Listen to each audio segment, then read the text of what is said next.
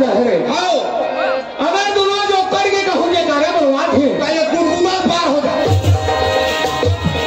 पार हो जाए मार ले मैं तो घर वाली तो नहीं रे हमन पार कर दे बोरे पागल तो में हिम्मत नियत मत को ठिया कर कैसे हमारे में उतना हिम्मत है और में आया कैसे मैं कहा तुम ये पार नहीं कर सकी थी हाँ हाँ अभी बड़े जन्म दिया है मेरा हाँ एक हम सामान भाजो पूरा आ रहे हैं हाँ हाँ लगभग 5 मिनट या 10 मिनट नहीं पूरा कैसे ना एक पाले पार कर दूं ऊपर ले ऊपर कागा कैसे रे खान मचा हाथ माथा घाट पाले हाथ के जगह पार हो जाए रे पागल अरे हम देखना में चला ना कहां रहे जलन कुबा नहीं मैं तोर बन जाना हम बोल पूंजी जुड़ी आओ पुली जो थके ढोंगिया मैं काहे मैं तोर बन का बन जाई हूं एक नंबर के जलन है दीदी हो भगवान का कैसे हो चलते आप सब लगा दो मोर पर चलते नहीं ना कहां जा मोर बता ये हम मोर पर एक से नहीं चलते एक नाम ना सुन ले नहीं हां एक नाम में बहुत बड़े खूबी खड़ा है का खूबी है और नाम में भगवान के नाम से घर नहीं जुड़े पैसा कैसे एक काना है दीदी जानता तुझे हो गया तुझे मैं आगुड़ा हाथ में पाछुड़ा भगवान के नाम तक नहीं जुड़े तुझे नाम लेना रे हमारा नाम लेना तो गणेश राम हाँ वो काना है गणेश और गणेश का घर बेटा है वो तो शंकर भगवान के बेटा है और शंकर भगवान है कौन है वो तो दुनिया के मालिक है देखा तो मैं बेटा क्या कहाँ पर देखा तो भाई हो सब एक भगवान के बेटा हो ते शंकर भगवान के बेटे हो सब वहाँ पर ये बता रहे ये दुलदुला बस्ती में आगे ने बड़ी मारत है आए ते शंकर भगवान के बेटा हो और ये हम शंकर भगवान के बेटा मैं जरूर समाज के बीच में तो राम और हो गणेश राम ते सो हाथ में सोड़ ला दिखा दे में तो पाप और हो गणेश दिखा दे नहीं है यार सब हाथ छोड़ नाम तक भी किया हो रहे पागल नहीं तो ओ मैं पागल हूँ। बेकार पागल अच्छा तो भाई पागल ये तो बाप पागल पूरा खानदान पागल मैं पागल हाँ मोर दादा पागल अरे मोर पूरा खानदान पागल अरे गणेश राम क्या बने हैं भैया मैं बने हो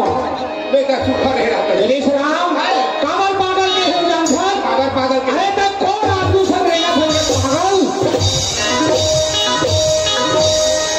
राह तो फेंकिया कट मार के मत कैसे तो ले सुबह तो के नाम लेकर मरेंगे रे कैसे ये काली नहीं है मैं पागल हाथ है सुपर है हाँ अब कौन आदमी कर रहे थे और संसार जाना थे तोला बाबू कहाँ जाना थे 200-250 किलोमीटर आते कर बाद ये गांव में जाना थे कहाँ जाना थे कोको गांव के राउत टूरे के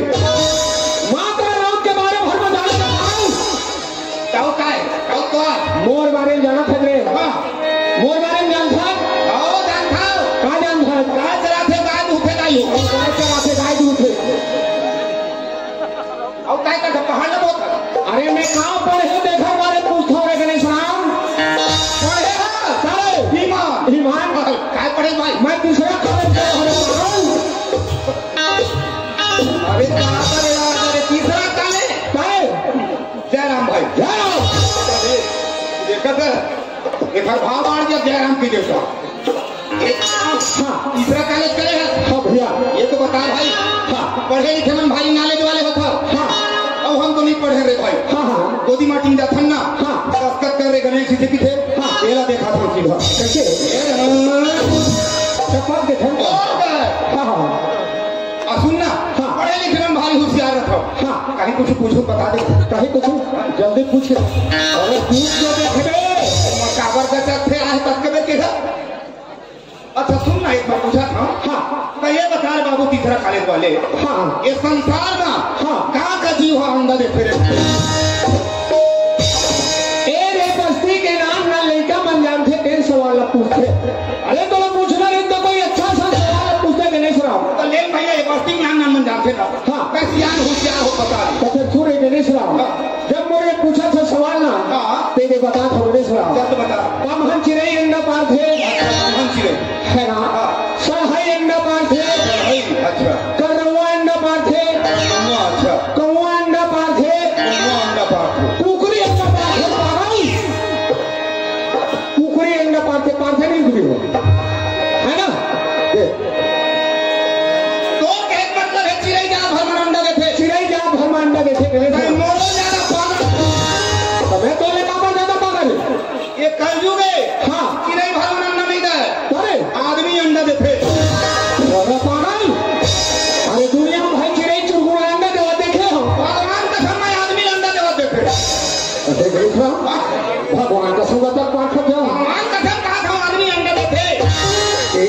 राम ते कसम खाए तो मुहुल थोकन भाव लगत है कैसे अरे कौन गांव आदमी अंडा देथे कौन गाँव हाँ कोनो गाँव आदमी ले एक गुदगुदा आदमी अंडा देते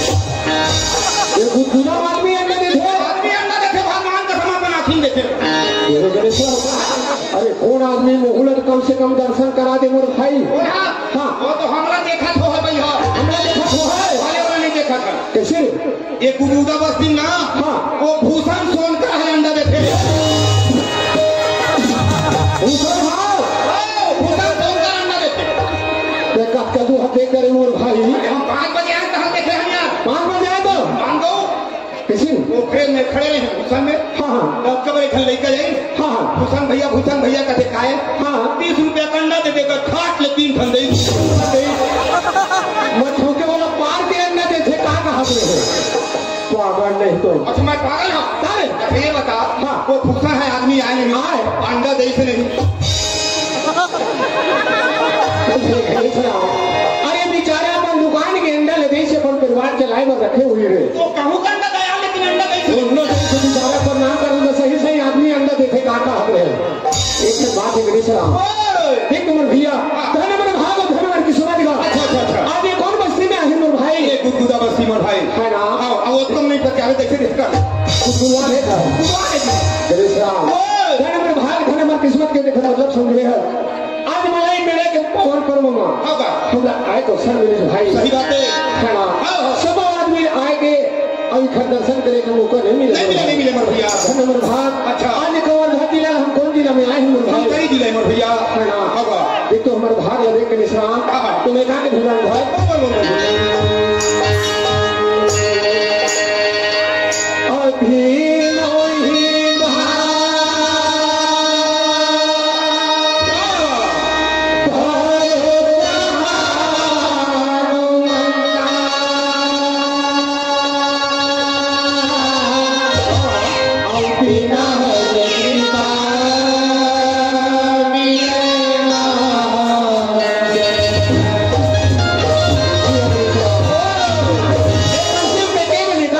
भाई मैं 5 बजे आ रहे हैं 5 बजे आए हैं हाँ तो इसमें संत समाज के दर्शन मिले इसके सलाम 5 बजे यहाँ तो ते घंटे भैया हाँ। लेकिन हम और गाड़ी गांव वाहिद में खड़े थे हाँ। तो मैं देखे 5 बजे गुजरा हाँ भैया ये सब दीदी बहनी बनना हाँ और हम भर भर के लेगा ट्रेन उड़ा रहा हाँ और घर में जन घर रखवा रही ना हाँ। इन मंदू ठन भाई रात नहीं है हाँ थोड़ा ज्यादा ठंडा रही है हाँ। इन मन प्लास्टिक के डब्बा धर के पड़िए जा रात नहीं है हुमन संत समाज रे पागल यार हम देखे के लगा था अरे वो संत समाज ने कहा गणेश राम अच्छा संत समाज लगे थे ये बैठे जन्म लगा जब तक के परमात्मा छाया नहीं बढ़ी तब तक संत समाज के दर्शन हमें नहीं मिले भाई होगा वही लेकिन था जब ये संत समाज के दर्शन हमें गए ना हाथ में जोड़े था अच्छा। अब ये पापी चोरस्ता ले थे तो रात भर नाच के भाव चलो गणेश राम खींच है हाँ भैया चलना भाई हाथ जोड़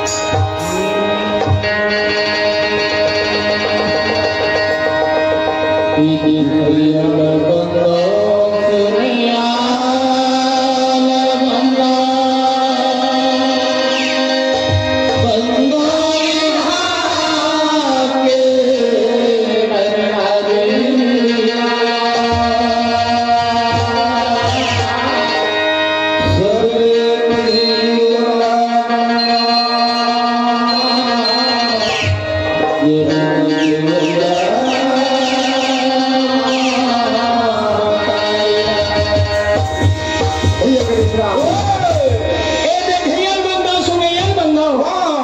बंदा यहाँ के नरनारी ला सब ले ज्यादा बोला बंदो गणेश राम भाई के जन्म देविया महतारी बोल भाई अच्छा अरे ये महतारी जी ने हमरा नौमी में सोदरम मोही अरे खन भर के हमला गुरस पियाई खन भर के हमला गुरस पियाई होगा वही महतारी के थे हाँ। के बेटा हो कौन है तो गाओगे नहीं कौन है तो गाली लालच में कई पारन जी ताके जलेबी धरे हो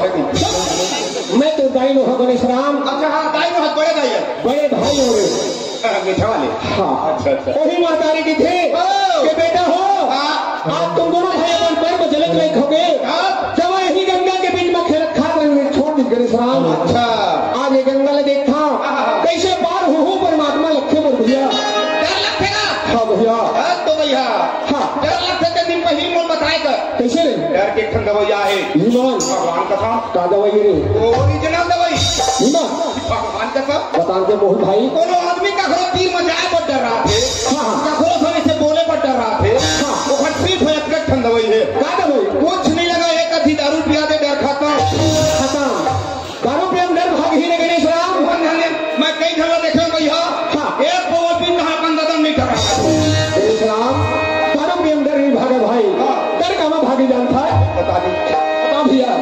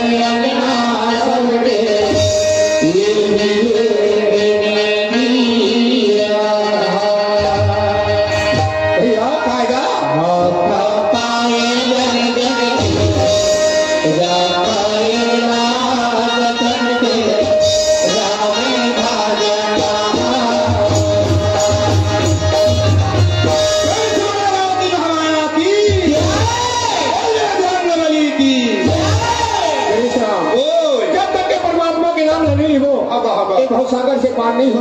भैया दारू में पी तो डर भाग जाए किधर के निशान मैं कई घंटा ज्यादा बोला देख बोल दे सही भैया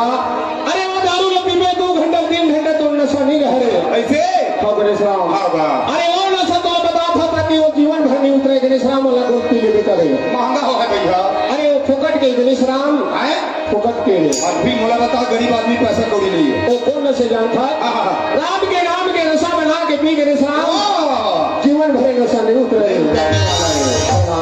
तुम्हें कहा के भगवान था अमूरी जही बनी थी अच्छा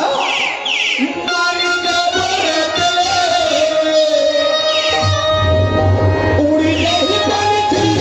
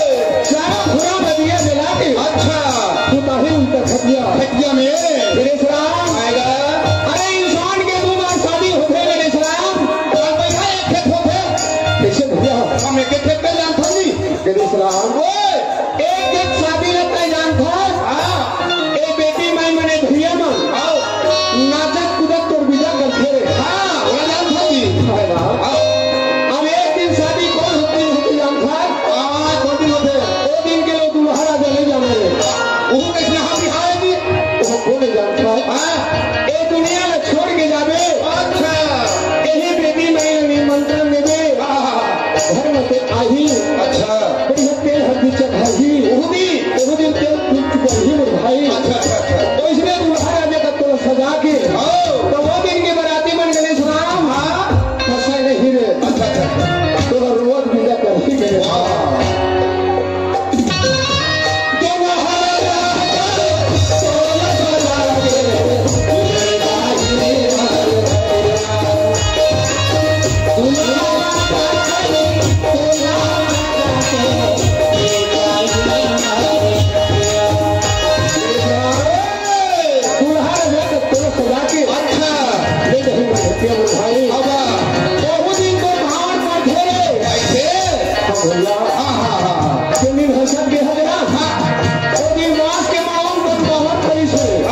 दुनिया को छोड़ के जाते ना अच्छा अच्छा अच्छा पानी भर धुना के वो गड्ढा होता शुरू कर दिया अच्छा बहुत दिन के भरे वो भैया वाह वाह वाह तो दिन के हो राम उड़ी नहीं करती मारे जरो रखले उड़ी नहीं करती मारे जरो रखले तोरा ही मुझे बताती मारा एक दिन में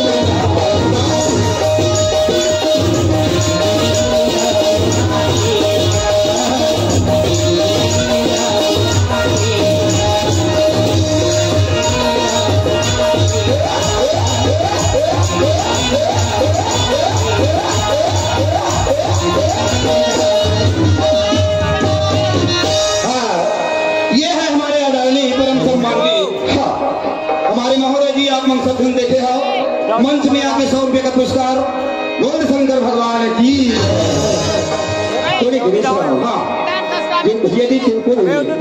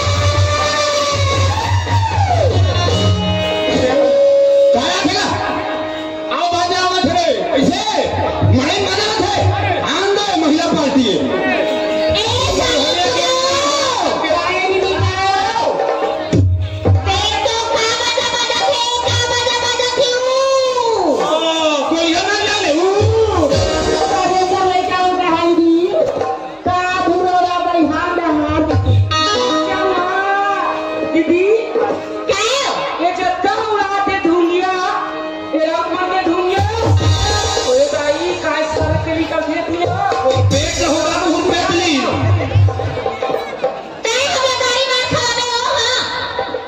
ले मैं किधर गाड़ी मार खावा बे वो जगह बटर के चटनी खाए चिकन निकालो आदमी दिखा के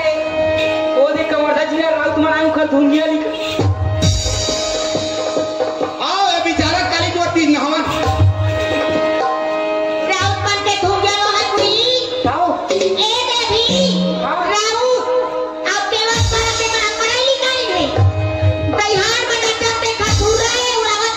ये दादा मैं धुंगिया कहीं पार दी थी चल देख के वो तू है देखी वा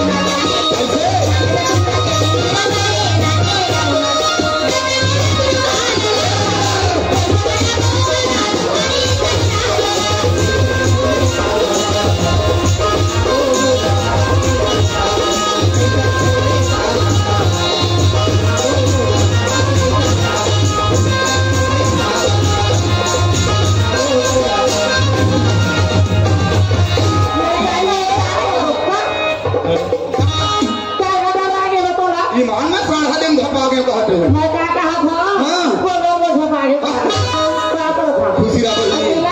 नहीं भैया सुनाएगा नहीं बड़े भैया आओ भैया पास भैया खुशी रहा बहनी बने बना अच्छा अच्छा अच्छा भैया ये नहीं हो ऐसे करके लगा खट्टा हो तुम सब लोग हाथ दे भाई तोरा खोजत रे कब के गा तो मां तो मिठाई दुकान डाल हो पाप का ना भैया हो गया पालन ये कैसे चोर फोड़ दी बच्ची लोग ए तूने कबर मार था अच्छा है हाँ एक ऐसे तो कब उधर राज मारता है मारे बात कैसे एक जगह नहीं था खाली जगह मार बहुत चढ़ गया होगा हां बहुत चढ़ गई मां कबर मार था तू नहीं ले से आज भी तो कहीं मार खाई थी काय बूता करे ये बताई मन का करी है पाप करी है वो का करी से ओहो पाप करी का सुबह के भैया पाप लगी के तन मन धन लगा खुशी रह बहनी के रचना चलूर मारा थे तो सुबह कहां पर भी तो खुशी रह बहनी हाँ। और ठंडा के हम अपन जुलहम जानबो कैसे रे और पांच थोड़े पर से बहनी हो और गोल लच्छी मार थे कितना सो तुरी तो क्या गोल लगा बरती मार थे तो ला फटेगा आओ आओ हां मोर भैया अब कुछ कोरोना आते न को गोल चिमटू कलियाक लगवा वैसन बात न है हां आजकल बहुत अनदेखना हो गया है कैसे हो देखे गुस्सा पाछू बैठे नहीं से हां हां हम नहीं बोले हां हां मिला है मड़ई में हाँ। अकेला घूमे हैं हाँ। और लिकड़ी वाले मिठाई ले आओ हां हां तो हुलरा नहीं दे आओ हां के गुस्सा के जलन में गुस्सा के जलन में हमारा घर देखी जलन हां पटपटा मां तो पर नहीं जला हो हम तो खुद नहीं जलाऊं भगवान कसम तो पर नहीं जला तो ना लेते हैं जला फिर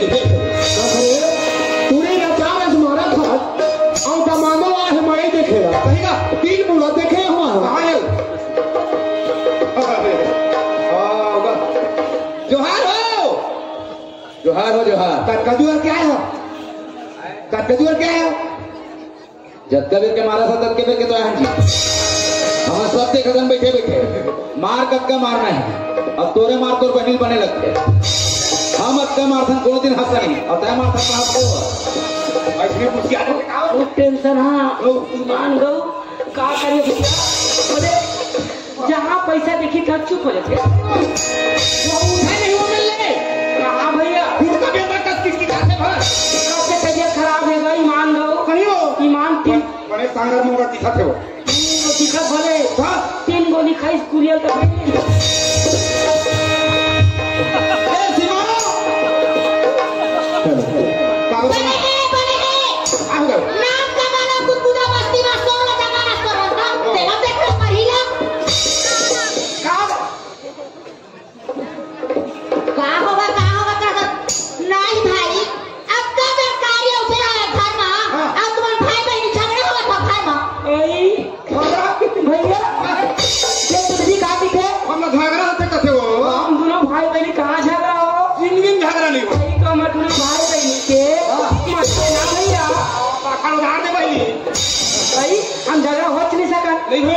भले लिखली मिठाई दे का भाई दोनों भाई बहनी चेरावला हाँ चोराम हाँ को 10 मिनट के मोले बड़े हो नो भैया ओ बहनी पढ़ाए गांव में प्रचार करा था आ दोनों बहनी भाई बहनी झगड़ा नहीं सही थे का चीज में पहचान है का चीज में देखा कर हां सबूत आए सबूत हां सबूत हवाए हवाए आज का दिन हो गए सब मैं तुम्हारा था जाता मैं कहीं चीज ने आज बहु देखूं अब रहा हमारे मुंह काने के लिए का हो हमारे मुंह कान नहीं मिले एक चीज हम थे कौन जरा का चीज है कर देते बहनी तुम नहीं पतिया जवन सुरंधा जी ना तो हमार मन के दांत को देख लो हां ता खरा से ठीक गई ना सबते रहते बोले दांत अली तोरा बोले टोली ए मेरा आप बता काजी बड़बड़ा गणेश हाँ ऐसे 12 महीने से वो त्योहार निकल गए अच्छा है ना हाँ। हमारे इष्ट देव अभी झंडा नहीं चढ़े हैं ठीक है झंडा चढ़ाए बार तुम्हारा निमंत्रण दे हां ठंडा बड़े वो ए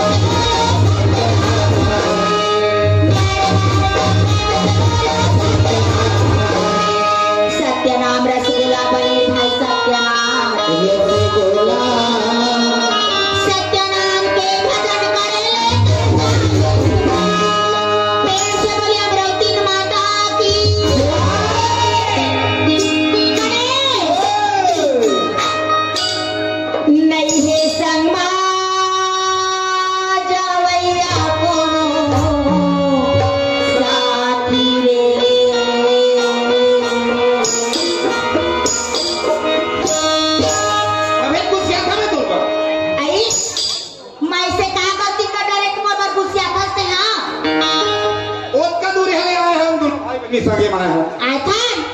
खाना खाना बैठे दोनों भाई होगा और तो कते धुले बता हाट बाजार जाता तो हो संग देता हूं हाँ एक खा जाता तो हो संग देता हूं और फिर संग में जो ये हमारा कोनो चीज की देता मैं हूँ जा यूं जाते गणेश हां मैं तुमन कोनो नहीं खा था मोर संग मैंने जावा थे सब मोर संग बना था हाट बाजार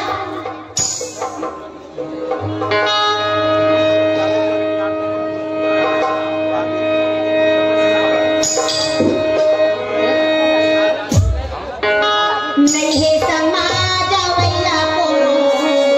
साथी रे